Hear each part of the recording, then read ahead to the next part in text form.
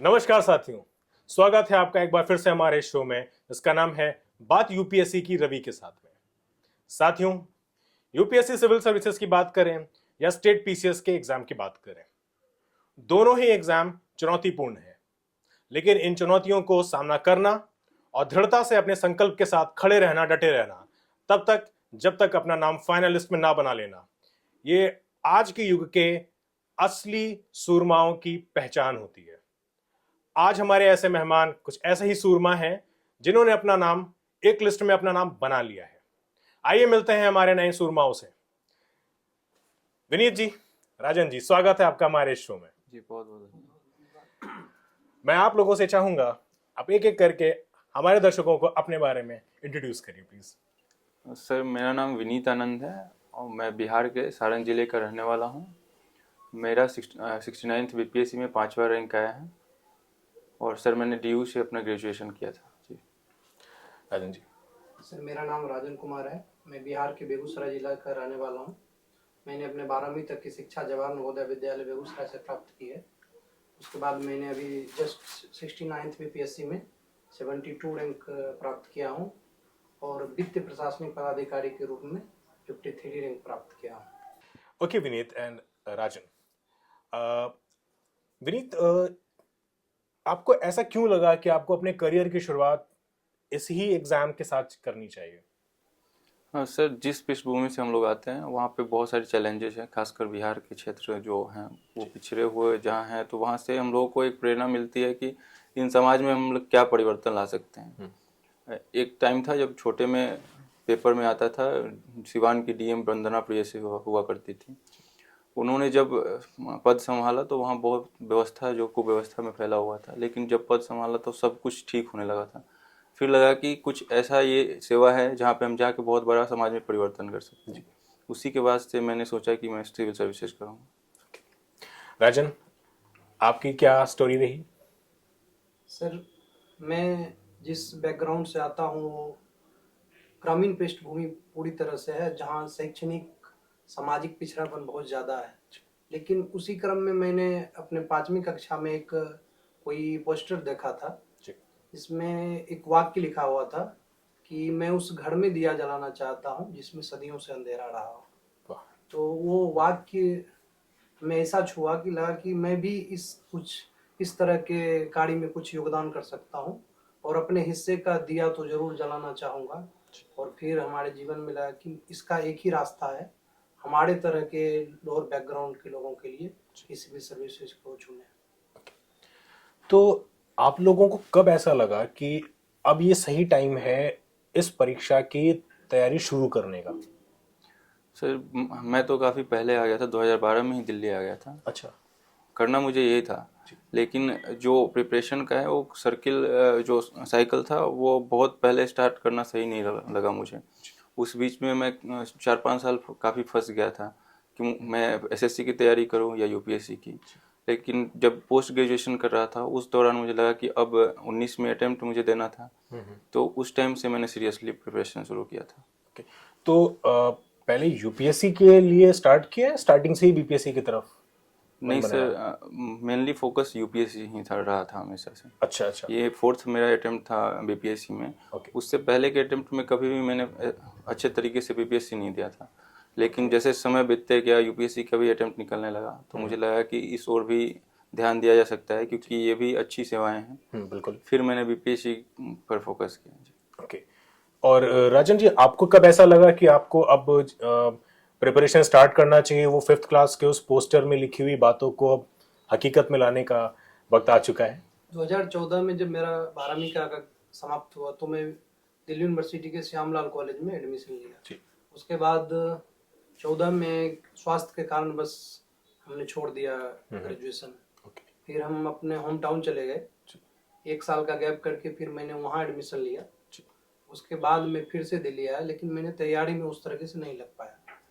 तो असली में अगर कहें तो जिस तरह से जिस रूप में यूपीएससी का तैयारी चाहिए वो 2018 से मैंने शुरू किया। ओके। तो आपने भी जो प्रिपरेशन स्टार्ट करी वो यूपीएससी को लेकर के करी? Yes sir. है ना? अच्छा, तो यूपीएससी में आपने क्या ऐसा सीखा जो आप मतलब यूपीएससी की प्रिपरेशन के दौरान आपने ऐसा क्या सीखा जो आपको बीपीएससी की परीक्षाओं में, या यूं कहूं जो अंतिम परीक्षा आपने दी जिसमें आपको सिलेक्शन हुआ, जो आपके लिए हेल्पफुल रहा? सर जो बीपीएससी का पैटर्न चेंज हुआ है और सेठवीं के बाद से वो यूपीएससी के काफ़ी नज़दीक आ गया है।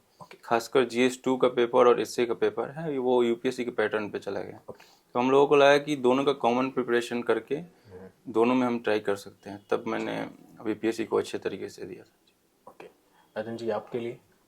सेम है सर। ओके, हाँ, काफी हद तक ये देखा गया है कि कुछ राज्य के जो प्रोविंशियल सिविल सर्विसेज के एग्जाम्स होते हैं उनका काफी हद तक पैटर्न जो है एग्जाम का सिलेबस वो यूपीएससी के लेवल का होता है और काफी चीजें मिलती जुलती हैं। ओके, तो जैसा आपने बताया कि यूपीएससी के विनीत आपने कितने अटेम्प्ट दिए अभी तक? 4 अटेम्प्ट दिए। 4 आपने दिए। राजन जी आपने? 5 दिए हैं। तो ये जो 4-5 यानी कि मैं मान सकता हूँ कि 6 से 7 साल का जो एक रहा है कि प्रिपरेशन स्टार्ट करी और अब जाके आप सेलेक्ट हुए हैं, अभी भी तैयारी जारी है यूपीएससी की तरफ? मैं आशा करता हूँ जारी जरूर होगी। बिल्कुल, है ना? तो इन दौरान कहीं ना कहीं क्या आपको ऐसा लगा कि इतने साल हो गए हैं, क्वालिफाई नहीं हो रहा है, नहीं हुआ तो क्या होगा? क्योंकि अक्सर ऐसा देखा गया है जो कैंडिडेट 2-3 अटेम्प्ट दे चुका है उसके मन में यह सवाल आना शुरू हो जाता है, फिर वो कहीं ना कहीं मन में एक उथल पुथल हो जाती है और कहीं ना कहीं परिवार की तरफ से भी आता है कि भाई एक नौकरी लो। तो वो आपकी तरफ रहा तो आपने उसको कैसे झेला? सर शुरू के 2-3 अटेम्प्ट तो लगा कि मतलब कोई चैलेंजेस नहीं है और इजीली हो सकता है, इस साल नहीं तो अगले साल हो जाएगा। लेकिन अभी जब 4 अटेम्प्ट निकल गया कहीं नहीं हुआ, और मैं तो 2012 से आया हूँ तो 12 साल का समय यहाँ पे बीत चुका था। तो अब लगने लगा था कि एक बैकअप प्लान होना चाहिए। तो मैंने बीएड करना शुरू किया। 1 वर्ष में बीएड कर भी चुका था। और साथ में मैंने सोचा कि पहले बीपीएससी पे फोकस करता हूँ, एक पोस्ट मिल जाए उसके बाद यूपीएससी देंगे अच्छे से। ओके, राजन जी आपके साथ? मैंने सर फर्स्ट अटेम्प्ट और सेकंड अटेम्प्ट इतना आसानी से स्मूथ से बीत गया कि लगा ही नहीं कि नहीं होगा, कुछ बाधाएं हैं। लेकिन फिर 3-4 इस तरह से, तो फिर घर से भी थोड़ा प्रेशर बनने लगा कि अब तो कुछ कर ही लेना चाहिए, कुछ छोटा भी मिले, इस तरह से भी आने लगा। और बाकी लोग भी, खुद में भी लगने लगा कि लंबा टाइम हो गया है तो अब कुछ कर लेना चाहिए। तो मैंने उसके लिए फिर मास्टर्स किया हिस्ट्री में। मेरा जेआरएफ था हिस्ट्री में। अच्छा। और मैं अभी पीएचडी के लिए एडमिशन के लिए जा ही रहा था, तो रास्ते में ही मुझे ये 69th के रिजल्ट का पता चला। अच्छा, प्लान बी को एग्जीक्यूट करने जा ही रहे थे, उस रास्ते पे थे ही, तभी आपको पता चला कि शायद अब जाने की जरूरत नहीं है। जी, मैं रास्ते से ही लौट गया। अरे वाह। तो विनीत और राजन जी, जैसा प्रिपरेशन आपने स्टार्ट करी तो उस दौरान आपने क्या चैलेंजेस फेस करे? क्योंकि एक होता है किसी बने हुए अफसर को देखना, तो एक मन में आता है कि मैं भी उसकी तरह बनूं, लेकिन जब प्रिपरेशन एक्चुअल में स्टार्ट करते हैं तो इतना बड़ा सिलेबस है और इतनी सारी किताबें पढ़नी है और पढ़ने के साथ साथ में आत्मचिंतन भी करना है, तो स्टार्टिंग में कोई चैलेंजेस आपने फेस करे? सर एक्चुअली हम लोग हिंदी माध्यम से हैं और 2013 से जो पैटर्न बदला है उसमें हिंदी माध्यम को काफ़ी डिफिकल्टी फेस करना पड़ रहा है। तो रिसोर्स को लेकर पहला चैलेंज हम लोगों के सामने था, अच्छे रिसोर्स हिंदी माध्यम में उपलब्ध नहीं थे। दूसरा सर, जब फाउंडेशन कोर्स में हम लोगों का ख़त्म हुआ, हम लोगों को पता नहीं था कि आंसर लिखते कैसे हैं। फिर प्रीलिम्स का भी नहीं पता था कि सर कैसे एलिमिनेट करेंगे या कम पढ़ के कैसे हम लोग प्री क्वालिफाई कर सकते हैं। बिल्कुल। तो फिर द कोर आईएएस से हम लोग जुड़े और यहाँ पे सर हम लोगों ने डिमांड सीखा। प्रीलिम्स का भी एलिमिनेशन टेक्निक जो सर ने सिखाया वो काफ़ी कारगर रहा जी। ओके, राजन जी आपके साथ? जब तक सर मैं फर्स्ट अटेम्प्ट में था तो वास्तव में मुझे पता ही नहीं था कि कितना पढ़ना चाहिए, क्या करना चाहिए जो यूपीएससी के लिए सफिशिएंट हो। तो जितना मुझे आ रहा था तो उसे लगता था कि मैं बहुत काबिल हूँ, इस तरह का भाव आता था कि नहीं कोई दिक्कत नहीं होगा। लेकिन जब मैंने प्रीवियस ईयर क्वेश्चन देखा और उसका एनालिसिस किया तो फिर लगा कि नहीं, मैं अभी तो मेरा सिलेबस भी कंप्लीट नहीं हुआ है। फिर जब मैं द कोड आईएएस आया तो अमित जैन सर के द्वारा जब हमें करंट अफेयर्स के बारे में तो कुछ भी मालूम नहीं था कि इस तरह से करंट अफेयर्स पढ़ा जाता है और इस तरह से एग्जाम में आता है। बिल्कुल। फिर एक पुश धक्का सा जो होता है, जो लगता है कि नहीं ये चीज बहुत कमी थी, जी जी। वो हमें अमित जैन के करंट अफेयर्स क्लास से लगा कि पूरा हो रहा है। कि फिर मेरा 19 में अच्छा मार्क्स रहा जीएस में, मैं सीसेट में बाहर हो गया था। अच्छा अच्छा। तो फिर वहां से आंसर राइटिंग के बारे में तो कुछ भी नहीं मालूम था, कैसा लिखा जाता है, क्या लिखा है, मतलब कुछ भी नहीं, जीरो थे। फिर वहां से लगातार यहाँ द कोड आईएएस में ही आंसर राइटिंग मैंने किया। फिर उसके बाद डिमांड समझ में आने लग गया। उसके बाद मैंने लगातार 3 अटेम्प्ट बीपीएससी का दिया और हर बार बिना बीपीएससी का कोई स्पेशल तैयारी किए हुए मेंस निकला। अरे वाह। सिर्फ आंसर राइटिंग का उसमें एक ऐसा योगदान था कि शब्दों से खेल के या इस तरह से डिमांड तक हम पहुंच सकते हैं। बिल्कुल। तो फिर उसमें आंसर राइटिंग और अमित जैन का एक बहुत बड़ा भूमिका रहा। अच्छा, मैंने अक्सर ऐसा पाया है कि बच्चे तैयारी करते हैं, विभिन्न संस्थाओं के साथ जुड़ते हैं और सब्जेक्ट की अंडरस्टैंडिंग कर लेते हैं, लेकिन क्योंकि पर्सनली मैंने भी ये चीज महसूस करी है कि ये एग्जाम, ये परीक्षा पढ़ने की है ही नहीं। इस परीक्षा को लिखना है और शायद किसी भी संस्था में पढ़ने का जो तरीका होता है और जो परीक्षा जो यूपीएससी जो चाह रहा है, इन दोनों में जमीन आसमान का फर्क है। शायद यही वजह है कि बच्चे को काफी साल लग जाते हैं यूपीएससी की डिमांड को समझने में, राइट। तो मुझे लगता है शायद यही चीज आप लोगों के साथ भी रही है। तो और जाहिर है एनसीईआरटी की अगर मैं बात करूं आप लोगों से, तो एनसीईआरटी आप लोगों ने भी पढ़ी है, हम सभी लोगों ने पढ़ी है और स्कूल में पढ़ी है। 6ठी से लेकर 12वीं तक एनसीईआरटी पढ़ते हैं और जब हम देश के सबसे सर्वोच्च सेवा की तैयारी करते हैं तभी हमें वही एनसीईआरटी 6ठी से लेकर 12वीं तक पढ़नी पड़ती है। तो कहीं ना कहीं किताब वही है, उम्र अलग है, बस नजरिया भी अलग होता है। 6ठी से 12वीं तक हम वो किताब पढ़ते हैं क्लास बदलने के लिए, अच्छे मार्क्स लाने के लिए, अपने उम्र के साथ साथ अपनी जो कंसेप्चुअल अंडरस्टैंडिंग है वो उसके लिए। लेकिन जब हम सिविल सर्विसेज यूपीएससी है या स्टेट पीसीएस है तो हमें नजरिया बदलना होता है कि अगर कुछ हुआ है तो वो क्यों हुआ है, और साथ ही साथ उसके साथ कुछ एडिशनल रिसोर्सेज होते हैं जो उसको और डिफाइन करते हैं, राइट। तो ये तो खैर प्रिपरेशन की बात रही। तो विनीत जी, मैं आपसे ये जानना चाहूंगा कि जब आप प्रिपरेशन कर रहे थे, प्रीलिम्स की, मेंस की, यूपीएससी की भी प्रिपरेशन करी है आपने, स्टेट पीसीएस बिहार की भी करी है जिसमें आपका सिलेक्शन हुआ है, तो जो प्रीवियस ईयर क्वेश्चन पेपर्स होते थे, चाहे वो प्रीलिम्स के हों या मेंस के हों, उनका क्या योगदान रहा आपकी प्रिपरेशन में? सर, पीवाईक्यू हमें डायरेक्शन देते हैं कि किस ओर हमें पढ़ाई करना है, चाहे करंट पढ़ाई हो या फिर किसी सब्जेक्ट का। पीवाईक्यू से सर वेटेज भी पता चलता है कि किस सब्जेक्ट पर हमें कितना समय देना चाहिए। और अमित सर थे, उन्होंने एक बुकलेट बनवाया था जिसमें अलग अलग सब्जेक्ट के अकॉर्डिंग कितने क्वेश्चन आ रहे हैं वो हमें दिए। फिर हम लोगों को लगा कि किस सब्जेक्ट पे कितना वर्क करना है, करंट पे कितना ध्यान देना है। सब लोग पहले जिस टाइम हम लोग आए थे तो लगता था कि करंट से ही सारा सिलेक्शन होगा। इस सर ने बताया कि जो सब्जेक्ट्स हैं वो अगर स्ट्रांग होंगे तो थोड़े बहुत भी करंट करेंगे तो आपका सिलेक्शन हो सकता है। राजन जी, आपकी तैयारी में पीवाईक्यू का क्या रोल रहा? सेम ही रहा है सर, सेम ही रहा। मुझे लगता है कि किसी भी अभ्यर्थी को ये चीज समझना जरूरी है कि उसे किसी संस्था के जो टेस्ट पेपर्स होते हैं, टेस्ट सीरीज होती है, उसको क्वालिफाई करके उसको सिलेक्शन नहीं मिलेगा। लेकिन यदि वो यूपीएससी या किसी भी राज्य की जो लोक सेवा आयोग द्वारा आयोजित परीक्षाएं हैं या किसी भी तरह की परीक्षा है, किसी भी नौकरी का परीक्षा है, आपको उसी परीक्षा के प्रीवियस ईयर क्वेश्चंस को लगाना चाहिए प्रैक्टिस में और समझना चाहिए। अगर मैं स्टेट पीसीएस या यूपीएससी की बात करूं तो जाहिर है आयोग के द्वारा आयोजित की जाएगी जो परीक्षा, उसको क्वालिफाई करके ही आपका सिलेक्शन होगा।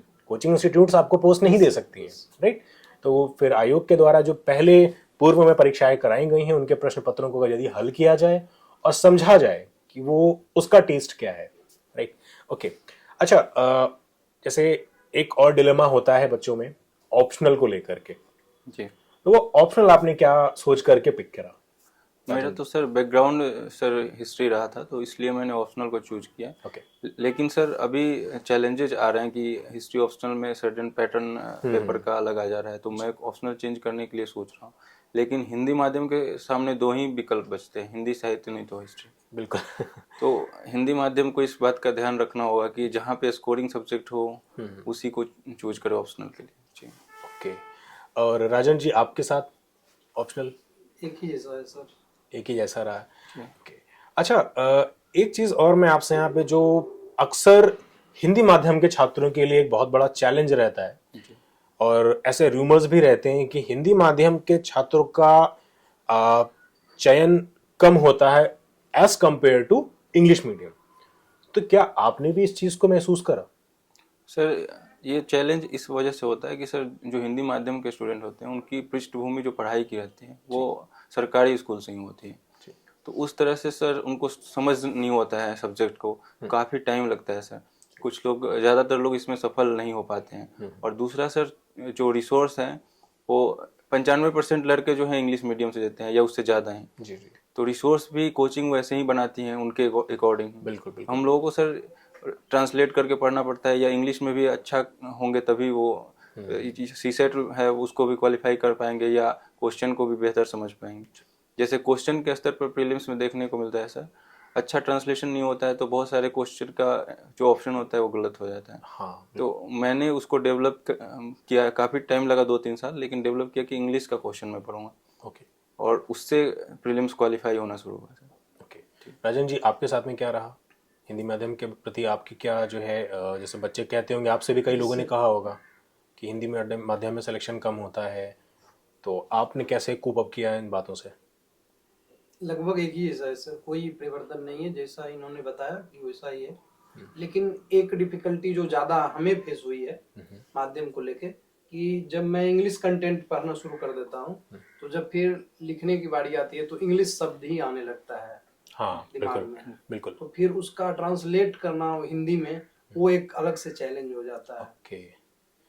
तो अच्छा, एक चीज़ और मैं यहाँ पे जानना चाहूँगा, जैसे कई बच्चे हिंदी माध्यम के हैं जो ज़्यादातर हिंदी माध्यम के छात्र आपको यूपी, बिहार, मध्य प्रदेश, झारखंड, छत्तीसगढ़ के मिलेंगे। ठीक। तो जैसे मैं इन बच्चों से जब मिलता हूँ तो इनके अंदर ऐसा लगता है ये इंग्लिश को थोड़ा सा ना एक्सेप्ट नहीं करते हैं, इंग्लिश की प्रिपरेशन कम करते हैं, या इनको ऐसा लगता है कि हम हिंदी पे ही कमांड करें। बट इनको समझाते हैं हम कि इंग्लिश भी क्वालिफाइंग है, उसको भी प्रिपरेशन करिए, ज़रूरी है वो। तो ये तो बात ही खैर मीडियम को लेकर के। ओवरऑल आपकी अपनी पर्सनल जर्नी कैसे रही? हमारे छात्रों को ये ज़रूर बताएं। सर स्टार्ट में मेरा मतलब फाइनेंशियल कंडीशन था वो थोड़ा चैलेंजिंग था। ओके। लगभग 2019 तक जब फैमिली बैकग्राउंड था उसमें 3 सिस्टर थी, एक की शादी हो गई। अच्छा। 2 सिस्टर थी, उनकी पढ़ाई थी, उनकी शादी का भी सोचना था, और मैं दिल्ली में रहता था, मेरा भी खर्च था। तो फाइनेंशियली हम लोगों को प्रॉब्लम होता था। दूसरा सर ये होता था कि जॉब लेनी है, यूपीएससी का प्रिपरेशन करना है या फिर एसएससी दो, इसको लेकर माइंड में काफ़ी प्रॉब्लम रहा। जो गाइड करने वाले थे उन्होंने स्पष्ट नहीं बताया कि किसका अभी करना चाहिए, तो वो दूसरा चैलेंज मेरे लिए वो रहा था सर। और तीसरा सर मुझे मीडियम को लेकर चैलेंज जो फेस करना पड़ा। तो ये चैलेंजेस जब मैंने पार किया तब 2020 में एक्चुअली मुझे लगा कि मैं अब प्रिपरेशन अच्छा कर पाया हूँ और अब सफल हो पाऊँगा। राजन जी, आपकी क्या चुनौतियां रही, या आपकी जो ये पूरी यात्रा रही है जो अभी भी चल रही है यूपीएससी की तरफ अब आप लोग, तो इसमें क्या क्या चीज़ें आपकी रही? रोमांचकारी रही है यात्रा। बिल्कुल। बहुत सारा संघर्ष भी रहा है, और फिर ये सफलता उस सब संघर्ष को भुला दिया है। बिल्कुल बिल्कुल बिल्कुल। संघर्ष के रूप में जिस बैकग्राउंड से आते हैं तो वित्तीय स्थिति उतनी अच्छी नहीं थी जी। और मेरे सभी भाई बहन अभी पढ़ने के एज में मैं सबसे बड़ा हूँ। अच्छा। इसलिए भी जिम्मेदारी मुझ पे ज्यादा बिल्कुल थी। बिल्कुल बिल्कुल। आपको देख करके अब आपके जो छोटे भाई बहन हैं मोटिवेट होंगे, और जैसे भैया ने किया है वैसे उनके अंदर भी एक जज्बा आएगा। अच्छा, आपकी बातों से मुझे एक लाइन याद आ गई। वो कहावत है ना कि कौन कहता है कि आसमान में सुराख नहीं हो सकता, एक पत्थर तो तबीयत से उछालो यारो। तो ये जो संघर्ष के साल रहे हैं, इतने घर परिवार से वित्तीय संघर्ष रहा, कभी स्वास्थ्य का भी रहा होगा, Yes. और ये जो परीक्षा दी विफल हो गए, एक इसका सबसे बड़ा जो संघर्ष है, पूरे साल की मेहनत एक पल में जो है, नाम ना देखना, रोल नंबर ना देख पाना, Yes. एक पल में जो है सब चीजें हो जाती हैं। तो इन सब के बाद भी आप डटे रहे, खड़े रहे और सिलेक्शन ले लिया, और अभी भी यूपीएससी की तरफ अर्जुन की तरह आंख गड़ाए खड़े हैं। तो इसी तरह से छात्रों, साथियों, आपको भी अपने उद्देश्य की तरफ बिल्कुल संलग्नित रहना है। भटकना नहीं है, भटकने के लिए दुनिया है, कहावत है ना, माया मोह है। तो अपने उद्देश्य, जो भी उद्देश्य आपके हैं, जरूरी नहीं है कि आप सिविल सर्वेंट ही बनना चाहते हैं। सबसे जरूरी चीज होती है आपका एक अच्छा इंसान बनना। इस देश में आईएएस भी हैं, आईपीएस भी हैं, स्टेट पीसीएस के बहुत सारे ऑफिसर्स हैं, और दुनिया में भी बहुत सारे अदर कंट्रीज में भी ब्यूरोक्रेट्स हैं, सिविल सर्वेंट हैं। लेकिन कहीं ना कहीं हर देश को, हर समाज को अच्छे लोगों की जरूरत है। तो पहले आप अच्छे इंसान बनिए, और जब आप अच्छे इंसान होंगे तो जरूर आपके अंदर एक अच्छा कैरेक्टर बिल्डअप होगा, वो ये गिव अप ना करने का। जैसा कि हमारे साथ आज जुड़े विनीत आनंद और राजन कुमार ने साबित करके दिखाया कि लाख विफलताएं आई हैं, लेकिन फिर भी वो डटे रहे और अपने मकसद को पूरा किया। ना सिर्फ स्टेट पीसीएस में सिलेक्शन लिया है, अब इनका अगला जो पड़ाव है वो यूपीएससी की तरफ है, और हमारी शुभकामनाएं हैं आपके साथ कि आप यूपीएससी की लिस्ट में भी अपना नाम बनाएं। राइट, बहुत बहुत शुक्रिया विनीत आनंद और राजन कुमार हमारे साथ जुड़ने के लिए, और हमारे छात्रों को, हमारे साथियों को इतनी अच्छी बातों को बताने के लिए। बहुत बहुत धन्यवाद। बहुत धन्यवाद। धन्यवाद। मिलेंगे साथियों फिर अगले शो में नए मेहमान के साथ। तब तक के लिए नमस्कार, जय हिंद।